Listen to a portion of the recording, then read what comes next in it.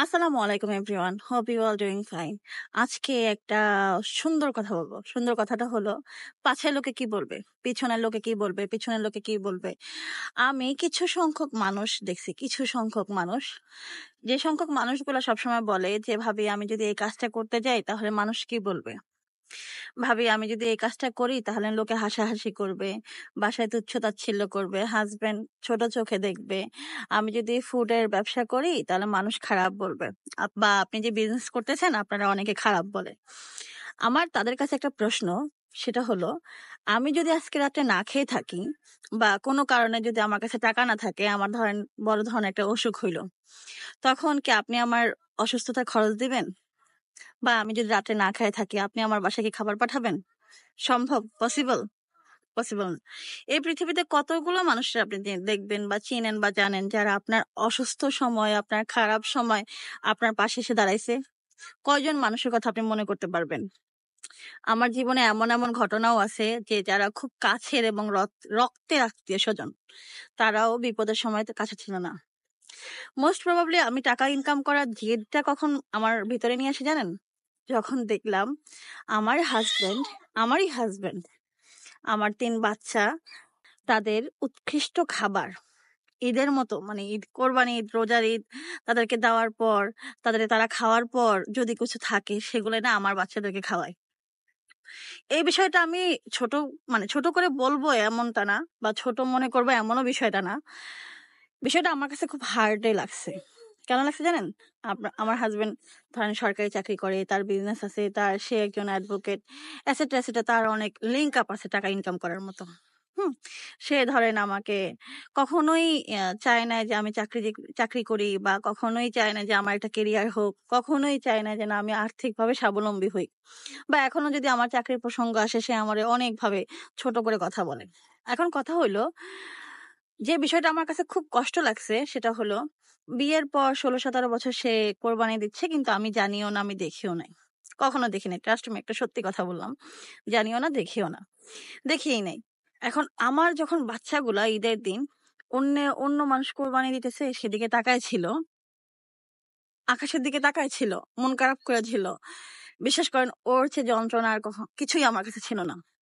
ওর চেয়ে বেশি যন্ত্রণা আমার কাছে কখনো কোনো কিছু হবেও না।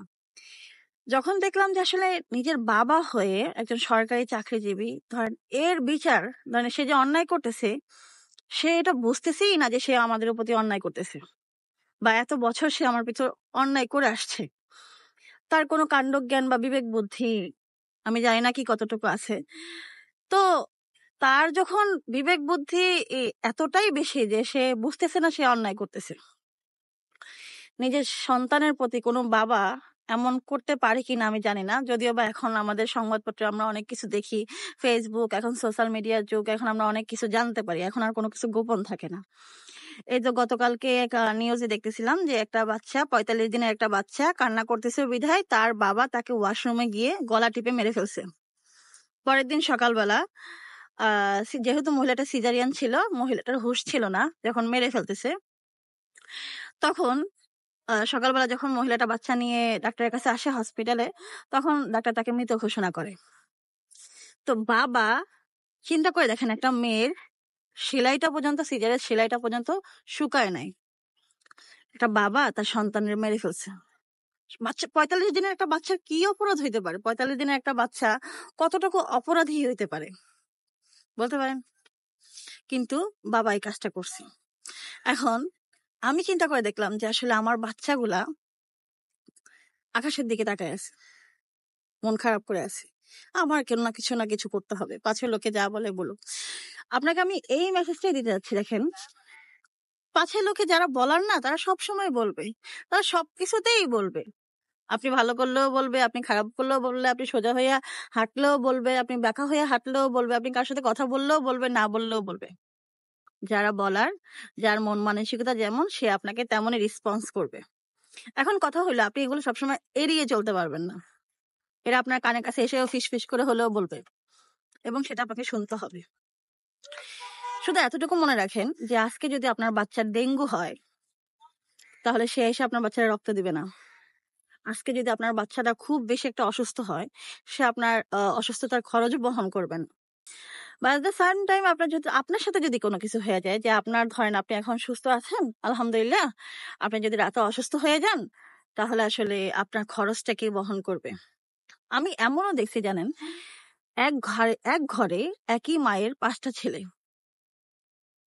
একটা একটা ছেলে একটু নিয়ম, তার আর্থিক উপার্জনের রাস্তা কম, কিন্তু তার মনটা আকাশের মতো বড়। সেই মা, যার অর্থ কম, যার পয়সা কম, তাকে অত বেশি গুরুত্ব দেয় না। সেই মাটা গুরুত্ব দেয় যার পয়সা বেশি, তাকে। মানুষ বলে না, লোকে একটা কথা বলে কি জানেন, যে একটা মায়ের যদি 5টা ছেলে হয়, সে মা 5টা ছেলেকেই সমান চোখে দেখে। না, একটা মা কখনোই তার 5টা ছেলেকে একই সমান চোখে দেখে না। বরং তো একটা মা তার সন্তানগুলোকে এভাবে দেখে, যে সন্তান যত বেশি ঘাটতেরা, তার খাবারটা তত তাড়াতাড়ি সুন্দর করে রাখে। যে ছেলেটা বেশি বেশি জিদি, সেই ছেলেটা ওই বাচ্চাটার সাথে মা ওইভাবে ট্রিট করে। সুতরাং আপনি কিভাবে বললেন যে একটা মায়ের যদি 5টা সন্তান হয়, সেই মা 5টা সন্তানকে একই চোখে দেখে? কখনোই না ভাই। বরং তো মাটা সন্তানের মেজাজের উপরে, যে সন্তান যে চরিত্রের, তার সাথে সেই ভিডিও বা সেই ক্যারেক্টার রোল প্লে করে। এটা হলো আমাদের মানে দৈনন্দিন জীবনের একটা ঘটনা। এখন আসেন, যখন আমি দেখলাম যে আসলে আমারই সন্তান, এমনটা না যে আমি কোরবান দেওয়ার মতো অ্যাবিলিটি নেই। আমার বাবা মা আলহামদুলিল্লাহ, আমার মায়ের অত সম্পদ নাই, আমার বাবাই যতটুকু রেখে গেছে আলহামদুলিল্লাহ, আমি আমার 3টা সন্তান নিয়ে একটা জীবন যাপন করতে পারবো। কিন্তু আমার কথা হলো, এই পৃথিবীতে সবচেয়ে বেশি যে জিনিসটা সবচেয়ে বেশি প্রয়োজন, সেটা হলো আইডেন্টিটি। আমি অনেক সময় আমার আইডেন্টিটি নিয়ে অনেক ইনসিকিউর ফিল করি। আমি আমার আইডেন্টিটি নিয়ে অনেক বেশি কষ্টে ভুগি। আমি আমার আইডেন্টিটির যত যুদ্ধ বলেন, আমি আমার আইডেন্টিটিটা নিয়ে যুদ্ধ করি। কেন যুদ্ধ করি? প্রথমত আমি একটা মানুষ। আমাকে মানুষ হিসেবে মূল্যায়ন করো। এটা প্রত্যেকটা মানুষের জন্য। আমি প্রত্যেকটা ছেলে এবং মেয়েরে বলবো, যারা এখন স্টুডেন্ট আছেন, আপনারা না এই যে ছোটখাটো যে হট জব গুলো পাওয়া যায়, এই জব গুলো আপনারা করেন। আপনারা টাকা ইনকাম করেন। ঘরে বসে থাকার কোনো প্রয়োজন নাই ভাই। বসে থাকলে আমি গিয়ে আপনার 5 মিনিটের জন্য রেস্টুরেন্টে খাওয়াবো না, আমি গিয়ে আপনাকে ভালো সার্ভিস দিব না, বা পৃথিবীতে এমন কোনো মানুষ নাই যে আপনি ঘরে বসে আছেন এই জন্য আপনাকে অনেক বেশি টাকা দিয়ে যাচ্ছে, এমনটা না। ঘরে বসে হলেও আপনি একটা ভালো টাকা ইনকাম করার চেষ্টা করেন। আপনি যেই ক্যাটাগরিতে থাকেন, যা কিছু করেন না কেন, স্টুডেন্ট মানুষ টিউশন করেন, বাট আপনি টাকা ইনকাম করেন। এই পৃথিবীতে যত বেশি আহ যে জিনিসটা সবচেয়ে যত বেশি প্রয়োজন, কি সেটা হলো টাকা। এটার প্রয়োজনে আপনি মনে করেন যে টাকা কথা বলতে পারে না, কিন্তু টাকা কথা বন্ধ করে দিতে পারে। যে ছেলেটা আজকে আপনার সাথে মিশবে না, অ্যাটিটিউড দেখায় চলবে, বাবার টাকায় ফুটানি দিয়া গাড়ি নিয়ে আপনার সামনে ঘোরাঘুরি করবে, বা যে মেয়েটা অনেক বেশি সুন্দরী, ভার্সিটির ভিতরে একদম টপ, এর চেয়ে সুন্দরী কেউ নাই, এর পিছনে আপনি ঘুরে ঘুরে সময় নষ্ট করবেন, নষ্ট করার দরকার নাই ভাই, নষ্ট করিয়েন না। আপনি টাকা ইনকাম করেন, তার চেয়ে সুন্দরী, ওর চেয়ে সুন্দরী মেয়ে আপনার পিছনে ঘুরবে। আমি আপনাকে লিখে দিলাম। আপনি আজকের ডেটটা দিয়ে আপনি আমার ভিডিওটা দেখেন বা ডাউনলোড করে রাখেন। আমি আপনাকে নেক্সট, আপনি যদি মনে করেন যে এটা হ্যাঁ আপনি ভুল বলতেছেন, তাহলে আপনি আমাকে কমেন্ট বক্সে এসে না, বা আমার ঠিকানা দিয়ে দেবো, আপনি বাসায় এসে বলবেন, আপু আপনি ভুল কথা বলছেন।